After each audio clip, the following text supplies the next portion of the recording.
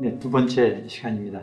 지난 시간에는 회심에 대해서 잠시 생각해 봤습니다. 우리가 사순절 기간 동안에 우리가 극기를 하고 또 예수님의 고난에 100분의 1이라도 동참하는 그 의미가 무엇인가, 그리고 2000년 동안 우리가 이 교회의 역사 속에서 과연 초대교회 때보다 현대교회가, 현대사회가, 현대세상이 조금 더 살기 좋은 세상으로 변화했는지 그것도 한번 돌이켜봤습니다. 지금 살고 있는 세상이 정말 어려운 세상이라면 여기에도 교회의 책임이 있다고 저는 생각을 합니다. 우리가 지금까지 신앙생활을 해오면서 나한테 과연 어떤 변화가 있어 왔는지, 또 나의 믿음으로 인해서 이 세상이 얼마나 좋게 개선되고 있는지 그것을 한번 돌이켜본 겁니다. 내가 사순절 기간 동안에 내가 극기하고 또 예수님의 고난에 동참하는 그 의미는 더 좋은 세상, 하느님의 나라가 이 땅에 올 수 있도록 준비한 그런 세상을 만들기 위함입니다. 그러기 위해서는 우리는 그 무엇보다도 단순히 반성하는 것이 아니라 전인적으로 나에게 변화가 오는 회심이 있어야 한다는 말씀을 제가 드렸습니다. 그 회심은 내가 그냥 단순히 기도로서 가능한 것이 아니라 하느님의 눈길을 잡을 때 가능한 것입니다. 하느님의 눈길을 잡았을 때 나에게 전인적인 회심이 일어나는 겁니다. 내가 성공회 대학교에 있는 도서관에 있는 책을 다 읽었다고 해서 내 옆에 있는 내 친구 한 명을 회심시키기는 어렵습니다. 그것은 나의 행동과 나의 언행과 이런 것들이 내 이웃에게 감화 감동을 주어서 그가 변화하게 되는 겁니다. 어쩌면 우리는 신앙생활을 그냥 울리는 꽹과리처럼 해온 것이 아닌지, 그냥 습관으로 해온 것이 아닌지, 그것을 이번 사순절 기간에 다시 한번 심각하게 돌이켜보고, 특히 이 코로나 시기에 내가 과연 기도의 주제를, 기도의 제목을 무엇으로 잡고 우리가 정진하면서 작은 것 하나라도 실천해 가야 할 것인지, 그것이 기독교인에게, 나에게 닥쳐온 과제라고 생각을 합니다. 지금 한국의 기독교, 특히 개신교회는 엄청난 세간의 비난을 받고 있습니다. 그것은 단순히 코로나를 집단 감염을 시켜서 뿐만이 아니라 대형교회에 좋지 않은 세습 문제, 또 대형교회가 더 대형화시키려고 하는 부익부 빈익빈 같은 그런 교회 현상, 그 교회가 기업처럼 전락해가는 그런 현상, 이런 것들을 우리가 목도하면서 우리가 과연 어떤 생각을, 어떤 마음으로 신앙생활을 하고 교회를 다녀야 할 것인지를 다시 한번 재점검해보자고 하는 그런 의미였습니다. 적어도 덴뿌라 음식처럼 내가 무언가를 하면서 무언가로 대체시키면서 비겁하게 신앙생활을 해온 것은 아닌지 다시 한번 점검을 해봅니다. 이제 사순절이 지나면 이제 우리는 부활을 맞이하게 됩니다. 사순절은 부활절기를 위해서, 부활을 준비하기 위한 그런 절기라고 할 수 있습니다. 내가 길이요 진리요 생명이니 나를 통하지 않고서는 천국에 들어갈 자 아무도 없다. 이 말씀에서 중요한 것은 주님을 통하지 않고서는 저 천국에 들어갈 수 없다는 뜻입니다. 그렇다면 우리는 무엇 때문에, 왜 천국에 가고 싶어 하는 것인가? 왜 우리는 살아가면서 왜 천국을 희망하고 있는 것인가? 모든 사람에게는 욕망이라는 것이 있습니다. 그 욕망이 어떤 욕망이었든지 간에 다양한 욕망이 있습니다. 그러나 이 개똥밭에 굴러도 저승보다는 이승이 낫다는 말이 있듯이 우리 모두에게는 죽음의 두려움과 또 죽음 후 피안의 세계에 대한 두려움이 있습니다. 그래서 각 종교마다 그 내세관이 있고, 그리고 무신론자들이 말하는, 무신론자들은 가끔 그러죠. 죽으면 별거 있냐, 죽으면 그것으로 끝이지 라고 하는 말 안에도 죽은 후의 두려움을 그것을 상쇄시키기 위한 심리의 표현이라고도 할 수 있습니다. 죽었다가 부활한 사람은 지상에 아무도 없습니다. 저는 만나본 적이 없습니다. 죽을 뻔했다가 살아난 사람은 제가 많이 봤습니다. 그것은 살아난 것이 아니라 죽을 뻔했었던 거죠. 우리가 고백하기로는 오직 그리스도만이 죽으셨다가 부활하셨고 그 목격자들의 고백을 우리는 믿고 2000년 동안 고백해오고 있습니다. 예수님의 부활이 역사적 사건이냐 아니냐를 과학으로 풀어보려고 하는 것은 굉장히 어리석은 짓이라고 저는 생각합니다. 왜냐하면 종교와 과학은 내 세관에 있어서만은 그 지향하는 길이 다르기 때문입니다. 지난번에 사순절의 의미에 관해서 제가 말씀을 드렸습니다. 그렇다면 부활의 의미는 무엇일까 생각해 봅니다. 사람이 죽었다가 살아났다. 단순히 그런 일이 있다면 그것은 단순히 기적일 뿐입니다.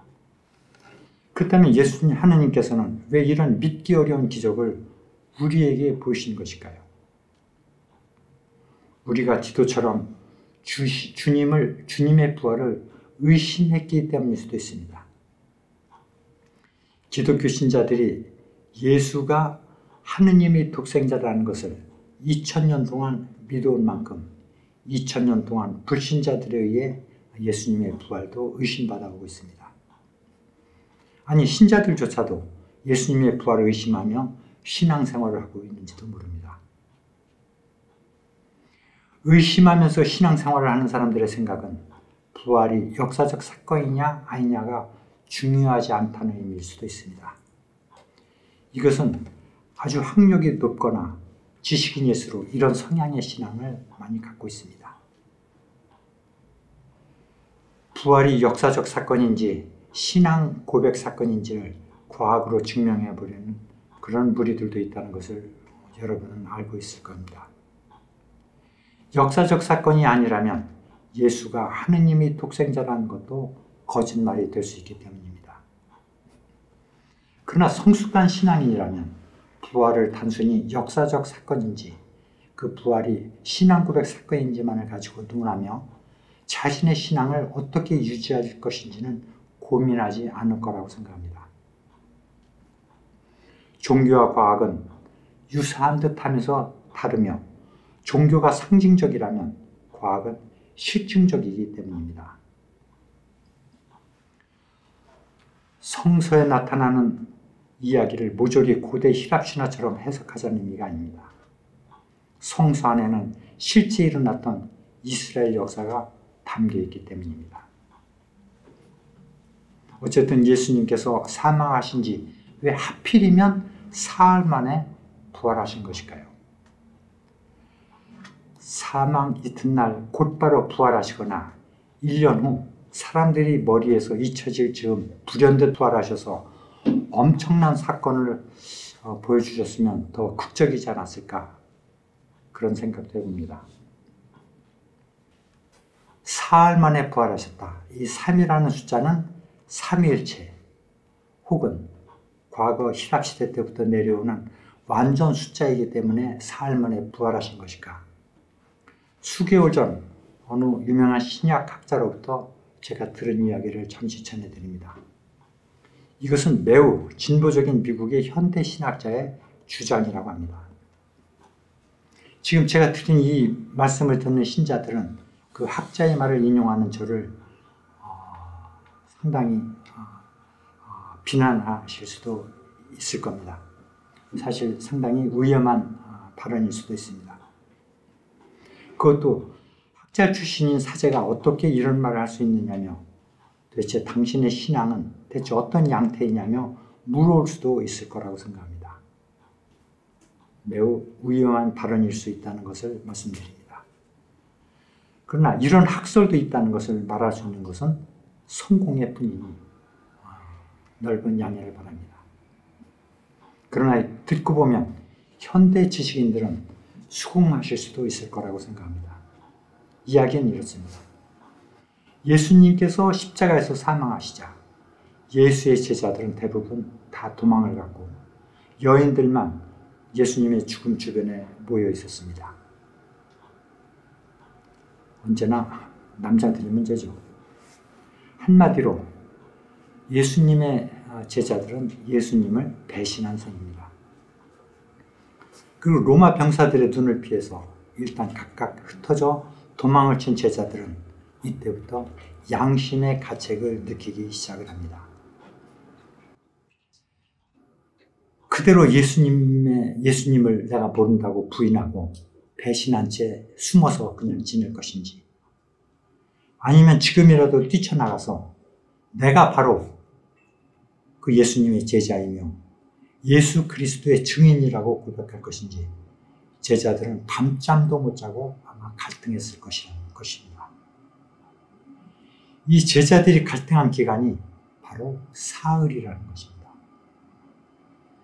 일반적으로 사람들한테 어떤 문제가 생겼을 때 이를 해결하려고 고민하는 시간은 대체로 사흘 이상 걸리지 않는 겁니다.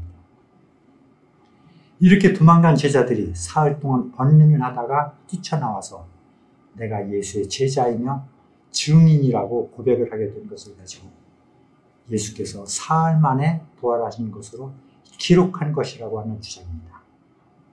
이 주장은 상당히 그럴듯한 주장일 수 있습니다. 이러한 제자들의 고백이 전승이 되어서 오늘까지 예수의 부활 사건에 이르렀다는 것입니다. 그동안 부활에 관한 그 어떤 학설보다도 가장 설득력 있는 학설이라고 저 개인적으로 생각합니다. 요즘도 과거에 발생했던 매우 중요한 사회적인 사건에 대해서 해마다 그 사건을 기념할 때 기념식을 통해서 과거의 그 사건을 부활시키는 것과 매우 유사합니다. 우리는 감사 성찬 예식을 주일마다 행하고 있습니다. 그렇다면 감사 성찬 예식이 무엇일까요? 왜 똑같은 예식을 수도 없이 반복하는 것일까요? 장구한 세월 똑같은 예식을 반복하고 반복해도 왜 우리는 지루해하기는커녕 더 은혜를 받는다고 느끼는 것일까요? 한 번 본 연극을 다시 볼 수는 있지만 그 내용을 조금씩 바꾼다고 해도 일정한 날, 일정한 시간에 같은 극장에 가서 3번, 4번, 5번 일생을 매주 돈 내고 관람할 사람은 이 세상에 아무도 없을 것입니다. 그러나 교회는 그것이 가능한 것입니다. 왜 그럴까요? 이것은 주님의 말씀과 성찬 예식을 통해 예수 그리스도께서 예식 때마다 교회에서 부활하시기 때문입니다. 그렇다면 교회는 왜, 무엇 때문에 예수님을 매년 부활시키고 있는 것일까요? 과거의 사건을 지금 이 시간으로 불러들이는 것을 우리는 프로lep시스라고 얘기를 합니다. 예수께서 지금 이 자리에 부활하신다고 가정하고 감정이입을 하며 우리가 상상을 해봅니다. 우리는 독립기념일을, 기념행사를 해마다 거행합니다. 왜 하는 걸까요? 과거는 교훈입니다. 2번 다시 일제강점 치하의 생활과 같은 그런 치욕과 비참함을 겪지 말자는 의미이며 이 기념을 통해 남의 나라도 침략하지 않겠다는 것도 있습니다. 더 행복한 세상을 꿈꾸며 기념을 하는 것입니다. 부활은 이것보다 더 크고 엄중한 의미를 가지고 있습니다. 예수께서 이 세상에 오신 목적은 신자라면 다시 말씀드리지 않아도 다 알고 계십니다. 한마디로 우리를 구원하시기 위함입니다. 그럼 우리의 무엇을 구원하시려고 예수님께서는 오셨을까요? 구원은 죽어서 영원한 생명을 얻게 된다는 것도 있지만 더 중요한 것은 이 세상에 살아가는 동안 가난하고 억눌리고 억압받고 있는 내 이웃을 보고도 외면하지 않고 이들과 함께 더불어 살아가야만 진정한 구원을 얻을 수 있다는 것을 가르치고 계십니다. 이것을 실천하기란 정말 거의 불가능한 일이긴 하지만 우리가 구원을 받기 위해서는 내가 가진 것을 다 팔아 가난한 이웃과 나누어야만 진정한 구원을 얻을 수 있다는 것을 몸으로 보여주시기 위해서 예수님께서는 이 세상에 오신 것입니다. 예수님은 이 일을 실천하시다가 십자가에서 돌아가셨지만 이를 보고도 못 믿는 사람들에게 믿도록 하기 위해 사흘 만에 부활하셨습니다. 그런데 부활을 보고도 예수의 가르침을 따르지 않는 사람들은 어찌할까? 그래서 수없이 우리는 감사 성찬 예식을 거행하면서 부활절이라는 교회력을 통해 다시 예수님을 상기하고 있는 것입니다. 적어도 2000년 동안 우리가 부활절을 기념하고 또 예배를 해왔다면 이제 예수님을 믿고 그의 가르침을 따를 때도 되지 않았을까 생각합니다. 그래도 습관으로, 건성으로 신앙생활을 하고 있다면 우리에게는 극약 처방이 필요합니다. 그 극약 처방이란 내 주변에 가장 어려운 이웃에게 보내어 몸으로 봉사활동을 하는 것입니다. 더 좋은 것은 자발적으로 해보는 것입니다. 이런 봉사활동을 해도 내게 믿음이 성장하지 않는다면 그 평가는 마지막 날에 주님께서 하시니 걱정할 필요가 없습니다. 교회가 이 지상에 존재해야 하는 이유는 예수님의 가르침을 따르도록 교육하기 위함입니다. 그 가르침이란 좀 전에도 말씀드렸듯이 우리가 구원을 받기 위함이며 구원을 받아야만 천국 복락을 누릴 수 있게 되기 때문입니다. 천국 복락을 누리기 위한 조건은 단 하나입니다. 이 승에서 사는 동안 내 이웃을 내 몸처럼 사랑하면 되는 것입니다. 그러나 이것을 실천할 수 있는 사람은 아무도 없습니다. 이것이 불가능하다면 아주 작은 일이라도 선한 일을 하면서 작은 보람을 느끼는 것을 일상 습관으로 해야만 합니다. 이것이 기독교인의 직무입니다. 이렇게 살면 내가 행복해지고 내 이웃이 행복해지고 이를 실천하는 나를 통해 내 이웃이 감동을 받아 주님의 제자가 되며 덩달아 내 신앙도 고양되는 것입니다. 이것이 기독교 국가입니다. 사순절기든 부활절기든 교회 절기를 떠나서 우리는 우리의 이성에 따라 우리의 신앙에 따라 굽히지 않아야 할 것에 대해 굽혀서는 안 되며 해야 할 책무를 피해서는 안 됩니다. 나는 정작 선한 일, 작은 것 하나 실천하지 않고 사순절에 고기 대신 덴뿌라로 대체했듯이 헌금으로 실천을 대체시키면서 자족하고 구원을 바란다면 그것은 주님을 능욕하는 것입니다. 주님 죽음과 부활은 함께 붙어 있는 것입니다. 죽지 않았는데 부활이 어떻게 있을 수 있겠습니까? 주님이 부활하신 원인은 죽으셨기 때문입니다. 다시 돌이키지만 주님이 왜 죽으셨는지 살피는 것이 사순절의 교훈이며 주님이 왜 부활하셨는지를 살피는 것이 부활절의 교훈입니다. 그러나 이 두 내용은 서로 다르지 않습니다. 주님의 죽음과 부활은 모두 우리를 위해서였습니다. 그동안 우리가 신앙으로 또 실천함에 있어서 비겁했다면 이를 만회하기 위해서라도 가난하고 어려운 내 이웃이 더 이상 더 가난하지 않도록 하기 위해서라도 미세먼지가 더 이상 증가하지 않게 하기 위해서라도 온난화가 더 이상 진전하지 않도록 하기 위해서라도 지구를 살리기 위해서라도 하느님의 나라가 속히 오게 하기 위해서라도 부활을 되새김질 해봐야 하는 것입니다. 이제는 나에게 부딪혀오는 그 어떤 것에도 나쁜 의미를 부여하지 말고 더불어 이를 개선해 가도록 힘써야 할 책무가 우리에게 있습니다. 이것이 코로나 시기에 부활을 준비하는 사순절기의 적절한 교훈이라고 생각합니다. 교회는 믿음의 공동체입니다. 누구 한 명이라도 내동댕이 쳐져서는 안 되는 것이 교회입니다. 한 걸음 더 나아가 이 땅 어느 나라에서 살고 있는 민족일지라도 기아와 전쟁으로 인해 내동댕이 쳐지는 것을 보고 침묵하는 것은 교회가 아닙니다. 이런 교회는 부활을 맞이할 자격이 없는 그냥 친교단체일 뿐입니다. 코로나 이후 시기에 교회의 사명은 또 부과될 것이고 더 엄중해질 것입니다. 구원이란 나 혼자 받는 것이 아니라 다 함께 받는 것이 진정한 구원입니다.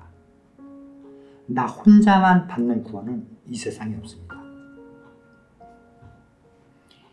이 사순절기와 부활절기에 주님을 다시 상기하는 목적은 지난 1년 동안 다시 나태해지고 왜곡된 나의 신앙을 오를곧게 세우고 강하게 하기 위함이며 작은 선이라도 한 가지 실천하기 위함입니다. 내년 사순절기와 부활절기에는 하느님 나라가 언제 도둑처럼 올지라도 맞이할 수 있도록 준비해야 합니다. 이번 사순절기, 특히 부활절기를 맞이하는 성공의 교 여러분들 모두 주님 성총이 여러분께 가득하시기를 기원드립니다. 성부와 성자와 성령의 이름으로 말씀드렸습니다.